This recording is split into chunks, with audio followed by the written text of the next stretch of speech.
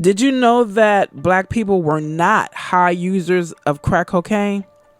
But guess what group was majority addicted to crack? As neuropsychiatrist and Columbia University researcher, Dr. Coral Hart said the hype around crack had more to do with political expedience.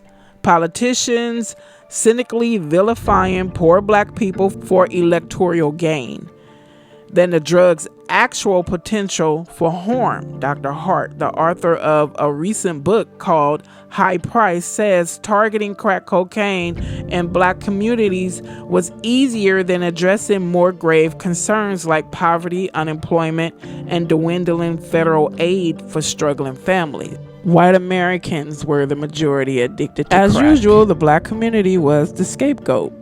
I'll be back.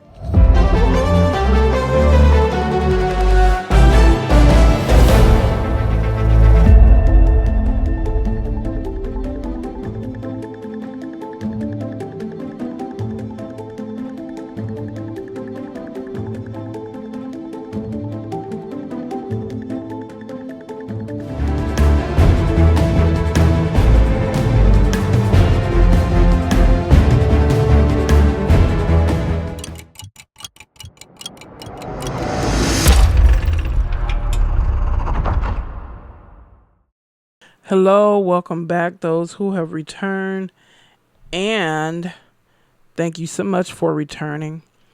Newcomers, thank you for coming and listen to the entire video and check out other videos on this channel that I'm sure you will appreciate and like. Other than that, let's get into this. You know what I don't like? It's kind of off topic, but it's not.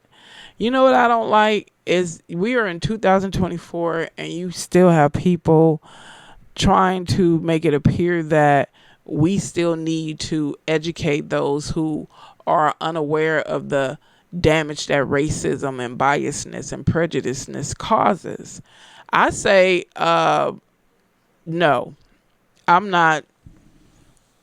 You can ask me if I wanted to be a part of a symposium to discuss racism. I'll tell you no, because, it's too much information available online. There's too much unbiased information online to keep acting like you don't understand. Well, at this point, you don't want to understand. So it's not my job to convince you about racism. You see it. What is done is just a cruel way. When we talk about it and expose it, people like to come in and, hey, you're just being a victim. They try to dilute it. That's their way of trying to dilute the truth. But you would think with all the images they flooded our minds with in the 90s of crack addicted black men and women, that the majority of people on crack were black people. I thought, until I stumbled across this article. I love researching. And the reason why I love researching is because you never know what you're going to find. And I stumbled across this information, several articles and researches that exposed the truth about who was addicted to crack. I stumbled across this by accident. I was actually looking for something else. So let's continue. Well, it wasn't.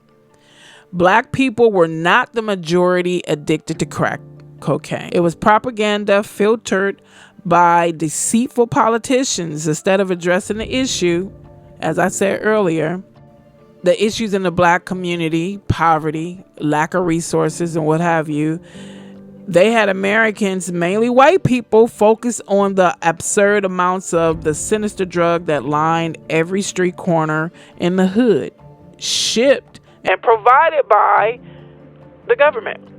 They filled our community up with crack and then turned around and blamed black folks. The bodies of people of color have a pernicious history of total exploitation and criminalization in the U.S., like total war. Total exploitation enlists and mobilizes the resources of mainstream society to obliterate the resources and infrastructure of the vulnerable. This has been done to black people through a robust prison industrial complex that feeds on their vilification, incarceration, disenfranchisement, and erasure. And the crack epidemic of the late 1980s and 90s is a clear example of this cycle. Even though more white people reported using crack more than black people in a 1991 National Institute on Drug Abuse survey, black people were sentenced for crack offenses 8 times more than whites. Meanwhile, there was a corresponding cocaine epidemic in white suburbs and college campuses that compelled the U.S. to install harsher penalties for crack than for cocaine. For example, in 1986, before the enactment of federal mandatory minimum sentencing for crack cocaine offenses, the average federal drug sentence for black Americans was 11% higher than for whites. 4 years later, the average federal drug sentence for black Americans was 49% higher.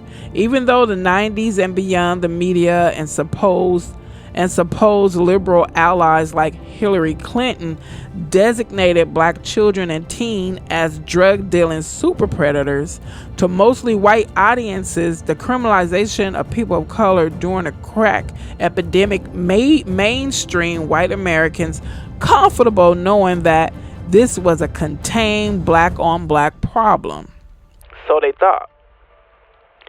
The media is a part of this delusional world created for white Americans, and you can get offended if you want to. Those of you who choose to take the blinders off your eyes, you know this world was created. It was this country systematically created this untrue lifestyle for you to be comfortable and ignorant. Like they say, ignorant is bliss, until you really want to know the truth. And God bless your soul, those of you who really want to know the truth. And those are the ones who speak out against racism and disenfranchisement and unfairness, because they see and know that there is something not right. Let's continue. It's no secret that crack cocaine carries a stigma. But you don't hear them talking about, what's that drug? Those pills? Opiates and what's the other pills? I forgot the name. But you don't hear them talking as just reckless and vile and vulgar about the opiate crises and the damn, for some reason I cannot think of those doggone pills. But you don't hear them talking about, I'll just insert a picture of what I'm talking about. You don't hear them talking just crass and coldly about the epidemic that's happening now, because the majority of people affected is not our people. You notice the serious drug addiction. If you look at the past, look what group was mainly addicted to these drugs. Let's continue. It's no secret that crack cocaine carries a stigma, as I already said. While casual pot smoking and cocaine use are tolerated in college dorms and clubs, crack cocaine is often considered to be a different level, a hard drug like heroin. Few well-off people will casually do or suggest trying crack cocaine, and if they did, they likely get a litany of concerned responses from friends. Powder cocaine use, however, maintains an element of glamour. It's associated with the culture of elite, from socialites like Paris Hilton to Wall Street traders. Crack, many people think, is such a hard drug that using it once could cause a user to act recklessly, even dangerously, become addicted or die. But most of the claims about crack cocaine's potential for destruction have proven exaggerated or flat out false. Crack rose to prominence in poor black urban environments because that's where they dumped it, and not in the suburbs. But you see how when they always try to sabotage us and set us up, whatever they try to use to come against us, it always finds its way to, the white, pristine, untouched group. Let's continue. untouched in their minds. Not because of its overwhelming strength, but because it was an affordable source of pleasure to communities deprived of basic resources. Crack caught on certainly, but it did not ravage cities the way the media politicians have claimed. Most people never became addicted, and those who are likely vulnerable to the conditions of their environment that make addiction more likely. I can say for a fact that it's true because I grew up in a big major city during the crack epidemic, unfortunately, and you had quite a few people that got turned out from crack. And I think those are the people that just couldn't take the pressures of life, especially living in a racist country. They just couldn't take the pressures of life, and they turned out to be crack addicts. But the majority of black people were not crack addicts. I know this for a fact. Let's continue. Crack in the ghetto. Despite racialized images of crack users, data from National Institute on Drug Abuse, NIDA, reveals that people reporting cocaine use in 1991 were 75% white, 15% black, and 10% Hispanic. People who admitted to using crack were 52% white, 38% black, and 10% Hispanic. From a rational perspective, these numbers should not be surprising. Whites are, after all, the majority and have a long-standing tendency to use drugs at rates higher than blacks. Didn't I just say that? I just said that. I believe the reason why the majority of people who become addicts, which are white, is because it's this image. A lot of them know that this is a false image they live. These nice, beautiful suburban communities, everything is at their fingertips. They don't even, I say to my sister often, white people don't even have to go out of their house and wonder, whatever they want to do. Whatever, if they want to eat something, if they want to go buy something, they don't have to because their communities are filled with resources, filled with businesses that you don't even think about are in their communities. You drive through their communities, you're like, what the heck? What kind of business is that again? I'm just saying it's so easy for them. And they don't even see it. Or some see it and don't give a F. And some see it and they're actually disgusted, They're disgusted by how things have been made so easy for them while everybody else struggle. And then you have people denying, oh my God, no, it's no such thing. Well, why is it that when things don't go your way, you're the ones who go up to the elementary school with these assault rifles and target children who don't have anything to do with your anger? Let's continue. Nonetheless, in 2009, the U.S. Sentencing Commission released data showing no drug matches crack in terms of racially biased convictions. According to the data, 79% of 5,669 sentenced crack offenders were black. 10% were Hispanic, and only 10% were white. As for back as the early 20th century, cocaine used by black Americans was considered a threat to the safety of white America. Everything we do is a threat to white America. You notice that? Just us breathing is a threat to them. Want me to tell you why? And I'm going to keep saying it in every video. I feel like it fits. They fear retaliation. Go talk to a white racist or a white non-racist, so they think, and ask them what is their greatest fear when it comes to black folks. Being in charge, being in control, and retaliation. That is their biggest issue. But as I said in most of my videos, what you fear overtakes you. And then sowing and reaping. There's a law. There is a law. Sowing and reaping. Let's continue.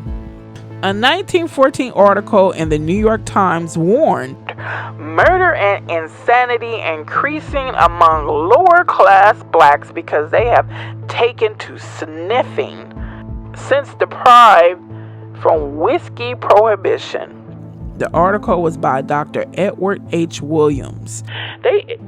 Why didn't black people sue them for this foolishness? You see how cavalierly they talk so crass and vile about black people in the media back in those days? Only reason they don't do it now is because they're scared of being sued or labeled a racist. Okay, let's continue. As I said, I don't understand why black people didn't sue these people for speaking so. But I guess back in those days, they had to just deal with it. Or, if they spoke out against what these foolish people who generalized all the time, if they spoke out against them, they would have just, a mob of 10,000 angry, fearful white people would have just showed up at the doorstep of this one black man's household just because he spoke how he felt. You know how they get down. Let's go on. Got down, but they don't have to come in physical mobs anymore. They just do it on social media, or make you lose your job, or threaten you behind closed doors. That's what they do now. Let's continue. Most of the Negroes are poor, illiterate, and shiftless. This is what the article that came out in 1914, New York Times article written by Dr. Edward H. Williams. Once the Negro has formed the habit, he is irreclaimable. The only method to keep him away from taking the drug is by imprisoning him. And this is merely palliative treatment, for he returns inevitably to the drug habit when released. See how they want to imprison black folks, but now they asking you to have compassion for these white people who are addicts. Cocaine produces several other conditions that make the fiend a peculiarly dangerous criminal. One of these conditions is a temporary immunity to shock, a resistance to the knockdown effects of fatal wounds, bullets fired into vital parts that would drop a sane man in his tracks fail to check the fiend. Now you understand why they like to shoot black people so many times, because somebody obviously believed this fool. Let's continue. In other words, Dr. Hart wrote of the passage in High Price. Cocaine makes black men both murderous and at least temporarily impervious to bullets. What shook me about the article, Dr. Hart writes, was how similar the article was to modern coverage of crack cocaine in the mid-1980s. He continues, the message is that crack users are irretrievable. The terms inner city and ghetto are now code words referring to black people. Let's continue. The language is not as egregious in the 80s, but we all knew what it meant, Dr. Hart told Alternate. Dr. Hart points to the popular 1986 documentary 48 Hours on Crack Street. 48 Hours on Crack Street. That don't even say. As an example of the racialized images of crack users, even the New York Times noted the incest focus on seemingly mentally unwell poor black New Yorkers as the face of the crack trade. We were meant to think the derelict was a crack addict. It was just as likely that he was an alcoholic, the Times remarked. Dr. Hart said language commonly used to describe crack users, poor, troubled areas, inner city, ghetto, implies black people and poor people, basically. In the 48 Hours on Crack Street, Dr. Hart says all the people selling drugs and misbehaving were black.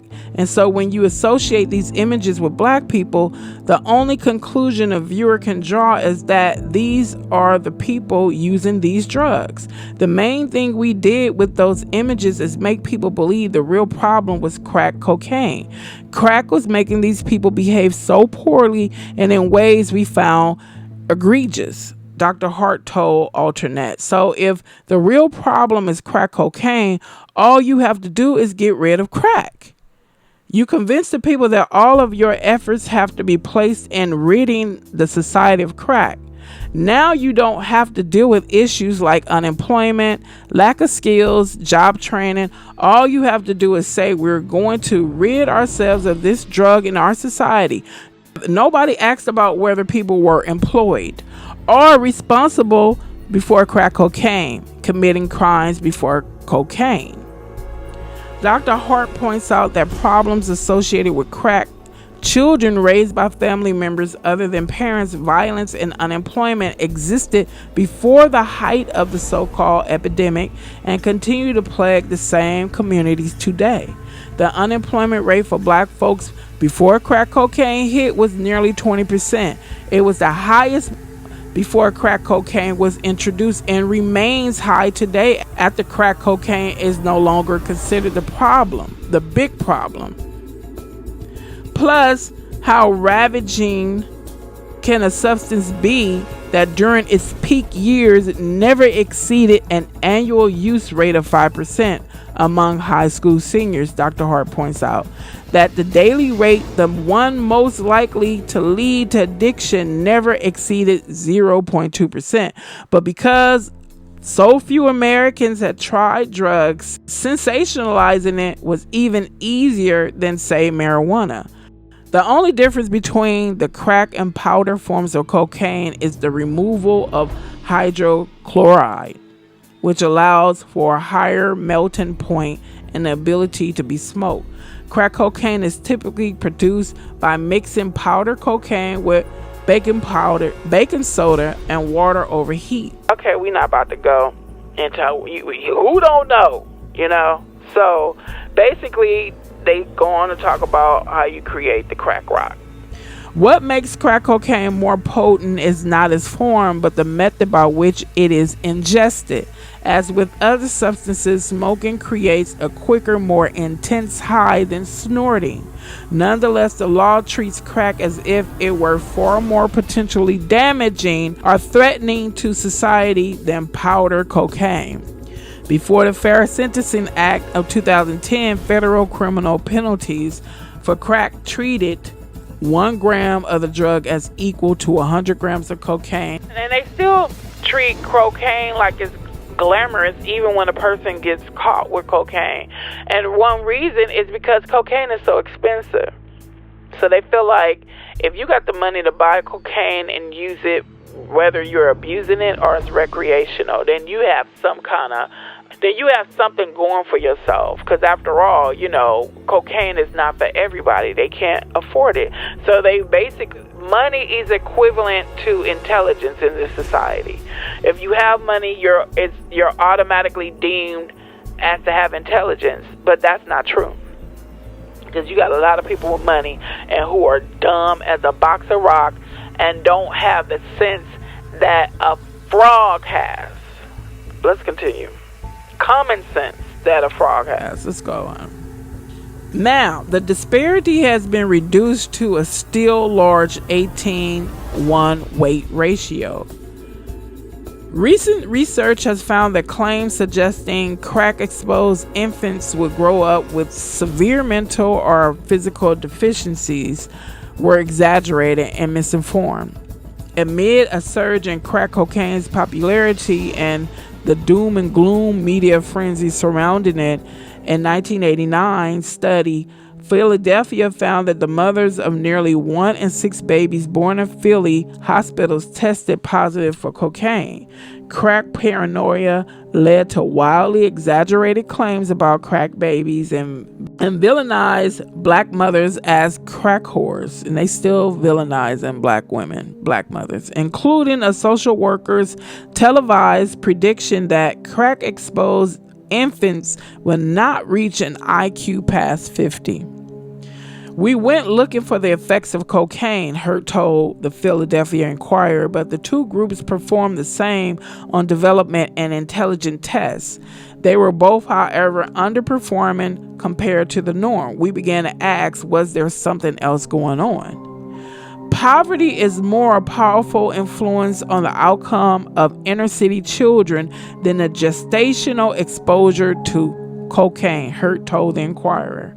Still, she was not the first to draw such a conclusion. Doctors cannot tell the difference between crack-exposed and poverty-exposed infants. And among other studies, a 2001 comprehensive review of the effects of of in utero exposure determined, there is no convincing evidence that prenatal cocaine exposure is associated with any developmental toxicity difference in severity, scope, or kind from the consequences of many other risk factors. So they had you thinking that, yeah, they had me thinking the same thing. But they later found out that they couldn't tell the difference between a child being affected by or being exposed to crack cocaine or poverty. They looked the same. I ascertained that poverty is more dangerous than drugs. Let's go on.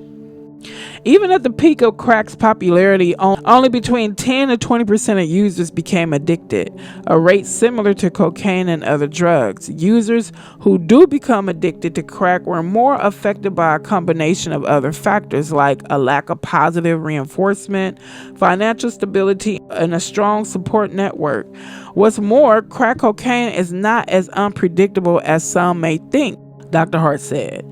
Claims that using crack for the first time can cause users to become addicted or violent are widely imaginative.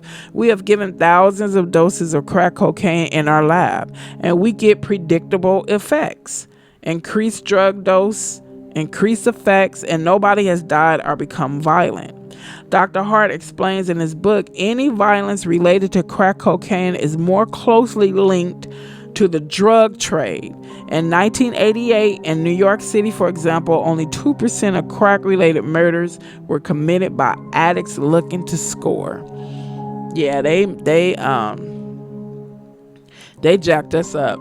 Like I said, I did a video talking about Gates, police chief, the LA police chief, and I was talking about how they vilified black people to the point where black people vilified ourselves. Because, we lived, we saw what was going on, and we just vilified ourselves. And now, and not realizing that, addicts of all groups, they do the same thing. Look what meth users are doing. White meth users are doing. Look what white addicts do in their own communities and their families. They steal, they lie, they even sometimes delete their entire families, set them up. But you don't really hear about it because these white families with the resources, they had the money and the power and ability to cover it up. Whereas the black communities didn't have that. They didn't have the luxury of covering up the crimes that their loved ones committed. They didn't have the luxury of taking their loved ones to a drug facility to try to help them. They weren't trying to help crack addicts, black crack addicts. And then the white crack addicts, like I said, they got shoveled off to the suburbs and to these expensive drug clinics or drug rehab places, and it was covered up and not talked about. I'm just now learning that the majority of crack addicts were not black. But I was going by what the media said and what I saw in my community. But out of my whole block, I'm going to tell you how many addicts I saw where I used to live in the 80s. You had one addict that everybody knew, maybe two. They had, they had that sidekick. If somebody couldn't score, the other one could score. But that was it. Everybody, they went to school, they worked jobs. The whole neighborhood wasn't filled with just crack addicts like The Walking Dead. It wasn't like that. But they vilified us and made us think that and feel that way. A lot of our black successful people, business owners, lost their homes and businesses because of crack. But that the whole black community in all major cities and in rural towns were not crack addicts, and they know this. Just like we're not all meth addicts and opiate addicts and Oxycontin. That was the pill I was trying to think of, Oxycontin. They know this. So what I'm learning is that when white people have a addiction or have a problem in their community, they start to vilify us to take the shame and the spotlight off of what's happening in the white community. Oh, let's go talk about the problems in the black communities. A lot of things about to be brought to the light. A lot of you groups who sideline with racist white America, thank God I'm not you, because you about to be made ashamed, amazed, and humiliated all at the same time. All right, I'm about to close up shop. Thanks again for your support, liking, commenting, and subscribing, and sharing, as it does the channel good. Thanks again. Be safe. See you in the next video.